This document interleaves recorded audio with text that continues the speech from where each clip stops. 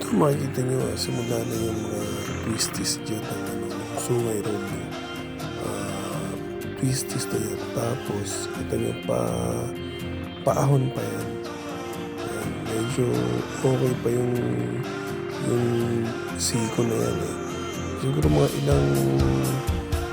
ilang pasikong likuan din yan yung medyo talagang challenging. Tapos pataas pa, paahon pa. Yan, yan tayo dyan. So, talagang ingat talaga tayo dyan.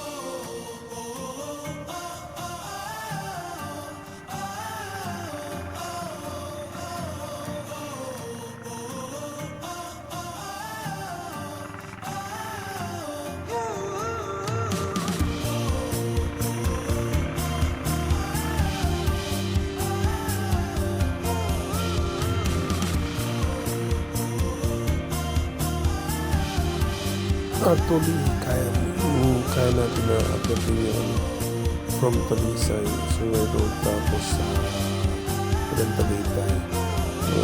Maximum siguro 20 minutes. Kaya pa nga ng mga 15 minutes lang yan yung pagkahon na yan. Ayun, kita yung ganda ng dyan. No? Kita mo dyan yung Taal Lake. Kita mo dyan. Ganda, no? Sarap dyan. Alam, medyo malamig. Ayun, dinaanan tayo ni CJ, yung aming ang founder ng Honda Rebel Owners Group.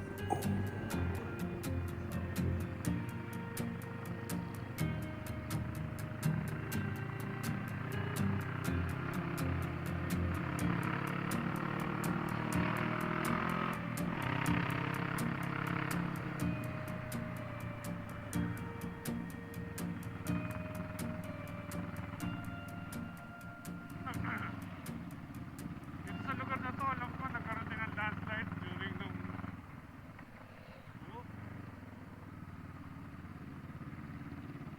nagkaroon din ng landslide dito nung ano ba yun?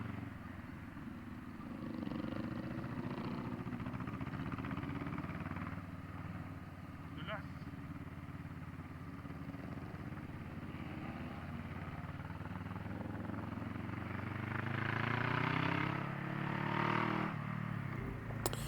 Mapansin niyo yung nakaraang hindi natin na nakalipas sa dalawang likuan na yan. Medyo matarik yun at medyo talagang challenging yung likuan na yun. Tapos paahon. Dalawa yun na maigsi pero magkasunod na likuan yun. Kumbaga yung siko na tinatawag nga nila. No? Kaya medyo na-challenge tayo doon.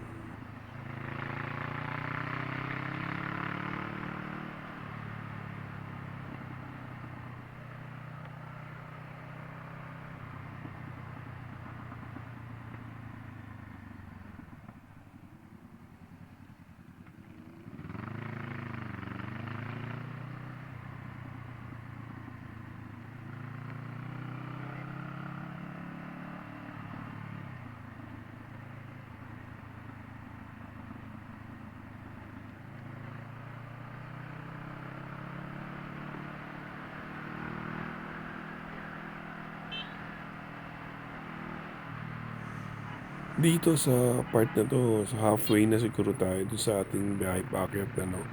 So dyan marami ng kabayan. In fact, may nadaanan pa nga kami na ikot ng mga nagkakampanya dyan eh. Yan makikita nyo dyan sa daanan natin maya maya. So hindi siya nakakatakot kahit na sa gabi ka dumaan, ano? Dahil, may community talaga diyan. Ayan, makikita niyo diyan yung may mga nangangampanya rin diyan na kami nadaanan, eh. Ayan, ayan.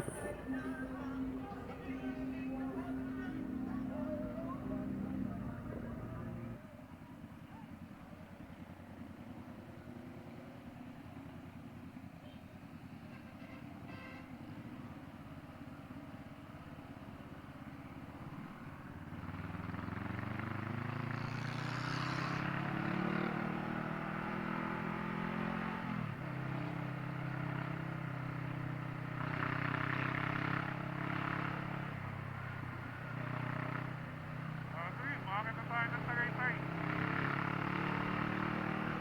Medyo malamig na.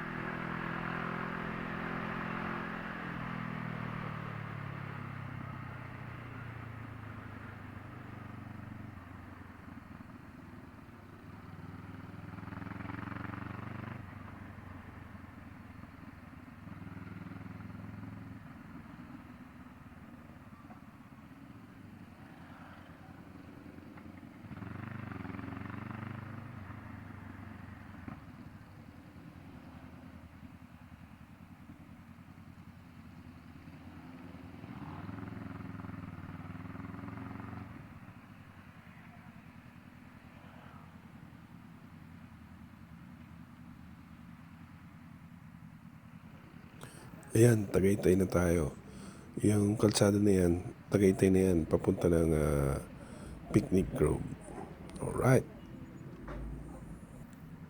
Kanan patungo ng Picnic Grove, kaliwa papunta ng Tagaytay Rotonda yan.